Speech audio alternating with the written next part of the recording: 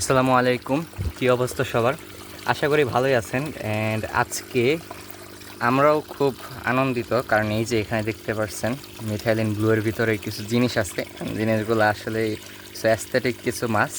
এই মাছগুলো হচ্ছে আমরা কিছুদিন আগে অনলাইন থেকে অর্ডার করে নিয়ে আসছি। আমরা এখানে বাচ্চাগুলো নিয়ে আসছি, ইনশাল্লাহ আপনাদের পরবর্তীতে মাছগুলো বড় হলে আপনাদেরকে দেওয়া হবে। অ্যান্ড এই যে এখানে দেখতেছেন এইটার ভিতরে আছে ব্লু টপাস। এটার ভিতরে ব্লু টপাস একদম ছোটো বাচ্চা, মাত্র 20-25 দিন বয়স।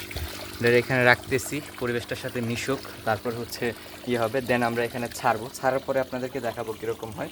আর যেহেতু এই ছোটো পন্ডটার মধ্যে একসাথে আমাদের এখানে 2 ধরনের মাছ আছে, তো একসাথে রাখলে সমস্যা, ক্রস হয়ে যেতে পারে ফিউচারে। বাট এই জন্য আমরা করতেছি। সো এই যে এইখানে দেখতেছেন, এইখানে এটা আরেকটা চমক। এই জিনিসটার ভিতরে আছে ইয়েলো কিং কোবরা গাপ্পি, আর ওইখানে ব্লু টোপাস গাপ্পি। সো এই আমাদের এখানে আছে। এটা আমরা ইনশাল্লাহ এখানে ছাড়বো। তো এখানে আছে 20 পিস, আর ওটাতেও আছে 20 পিস। তো আমরা 40 পিস মাছ নিয়ে আসছি। আর এইখানে দেখতেছেন আমাদের গাপ্পি অ্যান্ড মলিডারে ছাড়া হয়েছে পন্ড থেকে তুলে, কারণ পন্ডগুলোতে আমরা আমাদের যে ফিশ আছে, নতুন ফিশগুলো ছাড়বো, গাপ্পিগুলো ছাড়বো। আর এই যে এইখানে গোল্ড, এখানে গোল্ড ফিশটা, আর একটা টেট্রা আমাদের মারা গেছে। সো টেট্রা আর অ্যাঞ্জেল ফিশ ছাড়া হয়েছে। অ্যান্ড আপনাদেরকে দেখাচ্ছি এর পরবর্তীতে মাছগুলো এখানে ছাড়ার পর দেখাচ্ছি আপনাদেরকে।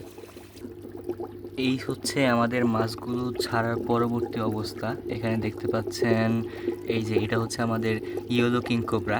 কালারটা আসলে এখনও আসে নাই, আমরা এখনও রোদের মধ্যে রাখবো। অ্যান্ড মাছগুলো যত বেশি রোদ পাবে তত বেশি সুন্দর কালার আসবে মাছগুলোতে। মাছগুলো একদমই ছোটো, এগুলো মাত্র 30 দিন বয়সী। এই মাছগুলো মাত্র 30 দিন বয়সী। অ্যান্ড এই যে এখানে যেগুলো হয়েছে এগুলো আপনারা দেখতে পাবেন না, কারণ ওখানে জায়গা কম, আর এখানে একটু জায়গা বড়। আমরা ইনশাল্লাহ ওগুলোর জন্য বড় একটা পন্ড বানাবো। আর এই যে এখানে দেখতে পাচ্ছেন এইটার মধ্যে এই যে এখানে ছোট ছোট কিছু দেখা যাইতেছে। সো এগুলো ব্লু টপাস। সো এই ব্লু টপাসগুলো ইনশাল্লাহ আমরা বড় হলে আপনাদেরকে আরও দেখাবো। এই মুহূর্তে এই পর্যন্তই থাকুক, পরবর্তীতে ইনশাল্লাহ দেখা হবে। আমাদের পরবর্তী মাছগুলোর অবস্থা সম্পর্কে আপনাদেরকে আরও ইনশাল্লাহ আপডেট দিব ইনশাল্লাহ।